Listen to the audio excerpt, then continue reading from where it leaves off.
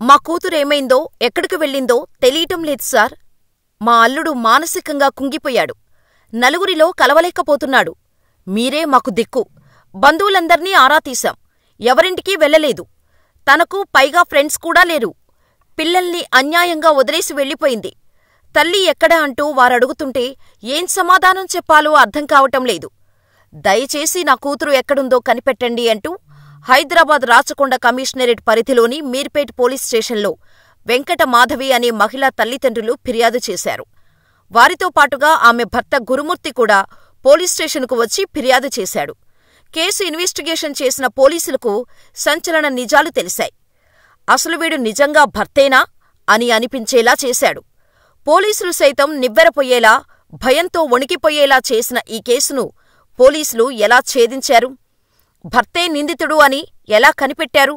Watch the story.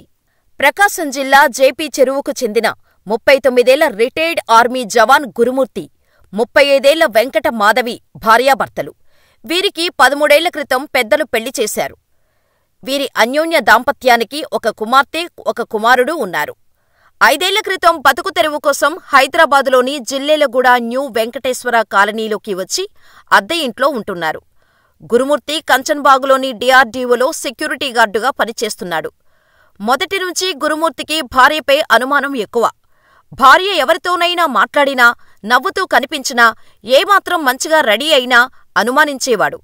భర్తకు ఉన్న ఈ విపరీత ప్రవర్తన వల్ల భార్య మాధవి ఇబ్బంది పడుతూ ఉండేది. ఈ విషయంపై తరచూ గొడవలు జరుగుతుండేవి. మాధవి చూడచక్కగా ఉండటంతో ఎవరితోనైనా ఎఫైర్ పెట్టుకుందేమో అని అనుమానించేవాడు. ఎవరైనా లవర్ ఉన్నాడా అంటూ ఇబ్బంది పెట్టేవాడు. ఈ విషయం మీదే జనవరి 14న గురుమూర్తి, మాధవి మధ్య మరోసారి గొడవైంది. సంక్రాంతి సెలవులు కావటంతో పిల్లలు ఇంట్లో లేకపోవటంతో మాధవిని దారుణంగా హత్య చేశాడు గురుమూర్తి. ఇంట్లోనే డెడ్ బాడీని దాచిపెట్టి ఉదయమే తన భార్య బయటకు వెళ్ళిందని, ఇంకా ఇంటికి రాలేదని, ఎక్కడికి వెళ్ళిందో తెలియటం లేదంటూ ఇరుగు పొరుగు వారిని నమ్మించాడు. అత్తమామలకు ఫోన్ చేసి తన భార్య ఇంటికి వచ్చిందా అని అడిగాడు. వారు రాలేదని సమాధానం చెప్పటంతో ఉదయం నుంచి కనిపించటం లేదని, ఎక్కడికో వెళ్ళిపోయిందని ముసలి కన్నీళ్లు కార్చాడు. దీంతో మాధవి తల్లి ఉప్పాల సుబ్బమ్మ తన కూతురు కనిపించకుండా పోయిందని 16న మీర్పేట పోలీస్ స్టేషన్లో ఫిర్యాదు చేసింది. పోలీసులు మిస్సింగ్ కేసు ఫైల్ చేసి ఇన్వెస్టిగేషన్ మొదలుపెట్టారు. భార్యను దారుణంగా చంపేసి ఏమీ ఎరగనట్టుగా అత్తమామలతో పాటు వెళ్లి పోలీసులకు ఫిర్యాదు చేశాడు. కాని భార్యాభర్తల మధ్య తరచూ గొడవలు జరుగుతున్నట్టు తెలుసుకున్న పోలీసులు గురుమూర్తిపై నిఘా పెట్టారు. అతడి ప్రవర్తన, కదలికలపై అనుమానం రావటంతో అదుపులోకి తీసుకొని తమదైన స్టైల్లో విచారణ చేసేసరికి ఒళ్ళు గగుర్పాటుకు గురిచేసే విషయాలు బయటకు వచ్చాయి. పండుగ ముందు రోజు అంటే ఈ నెల 13న కూడా భార్యతో గొడవపడ్డాడు గురుమూర్తి. దీంతో సంక్రాంతి రోజైన 14న తన 2 పిల్లలను అత్తగారి ఇంట్లో దింపేసి వచ్చాడు. అదే రాత్రి భార్యతో మళ్లీ గొడవకు దిగి ఆమె గొంతు కోసి కత్తితో పొడిచి చంపాడు. ఇలా భార్యను హత్య చేసిన గురుమూర్తి పోలీసులకు ఎలాంటి ఆధారాలు, ఆనవాళ్లు చిక్కకుండా పక్కా ప్లాన్ చేశాడు. శరీరంలోని ఎముకలను పొడిగా ఎలా మార్చాలని యూట్యూబ్, క్రోమ్లో సెర్చ్ చేశాడు. క్రైమ్, హర్రర్ సినిమాలు చూశాడు. ముందుగా వీధి కుక్క మీద ప్రయోగం చేశాడు. కుక్కను ఇంట్లోకి తీసుకొచ్చి చంపేశాడు. ముక్కలుగా నరికి ఎముకలతో సహా కుక్కర్లో ఉడకబెట్టాడు.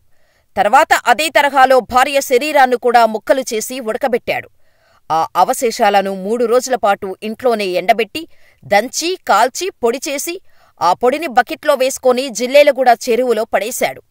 ఇలా భార్యను హత్య చేసిన 3 రోజుల తర్వాత 16వ తేదీన గురుమూర్తి నగరంలోనే మరొకచోట ఉంటున్న తన అత్తగారైన సుబ్బమ్మకు ఫోన్ చేశాడు. మాధవి తనతో గొడవపడి ఇంట్లోనుంచి వెళ్లిపోయిందని నమ్మించాడు. అదే రోజు ఆమెతో కలిసి మీర్పేట పోలీసులకు ఫిర్యాదు చేశాడు. వారు మిస్సింగ్ కేసు నమోదు చేశారు. కాగా భార్యను హత్య చేయాలనే పథకంలో భాగంగానే అతడు సంక్రాంతి పండుగ సెలవుల పేరుతో 2 పిల్లల్ని తన అత్తగారింటికి పంపించాడు. అయితే మాధవి ఆచూకీ కోసం స్థానికంగా ఉన్న సీసీ ఫుటేజీను పోలీసులు పరిశీలించారు. 16న మాధవి ఇంట్లోనుంచి బయటకు వెళ్లిపోయినట్టు ఏ ఫుటేజీలో కనిపించలేదు. దీంతో గురుమూర్తినే పోలీసులు అనుమానించి అదుపులోకి తీసుకున్నారు. తమదైన శైలిలో విచారించగా మాధవిని తానే హత్య చేసినట్టు అతడు అంగీకరించాడు. అనుమానంతో భార్యను ఇంత దారుణంగా చంపిన గురుమూర్తికి ఎటువంటి శిక్ష వేయాలని మీరనుకుంటున్నారో మాకు కామెంట్ చెయ్యండి. తేదీ 18/1/2025 నాడు సుబ్బమ్మ భర్త పేరు వెంకటరమణ అనే మహిళ ఫిర్యాదురాలు పోలీస్ స్టేషన్కి వచ్చి ఫిర్యాదు ఇవ్వడం జరిగింది. ఆమెకి 3 కుమార్తెలు సంతానము. పెద్ద కుమార్తె అయిన మాధవిని సుమారు 13 సంవత్సరాల క్రితము గురుమూర్తి అనే వ్యక్తికిచ్చి మ్యారేజ్ చేయడం జరిగింది. వీళ్ళిద్దరిది కూడా ప్రకాశం డిస్టిక్.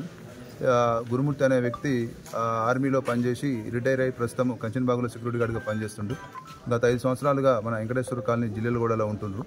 ఉన్న తర్వాత ఫిర్యాదు ఇచ్చిన సుబ్బమ్మ దాంట్లో ఇచ్చిన కంప్లైంట్ ఏందనగా 16వ తారీఖు ఈ నెల జనవరి 16వ తారీఖు తన కుమార్తె మాధవికి అల్లుడికి గురుమూర్తికి ఇద్దరికి చిన్నపాటి గొడవ జరిగిందని, ఆ గొడవ జరిగితే మధ్యాహ్నం 12 o'clock ఆ సమయంలో ఈ మాధవి ఇంటి నుంచి వెళ్ళిపోయిందని చెప్పి ఫిర్యాదు ఇవ్వగా ఆమె ఫిర్యాదు మేరకు కేసు నమోదు చేయడం జరిగింది. అటు కేసు నెంబరు 81/2025.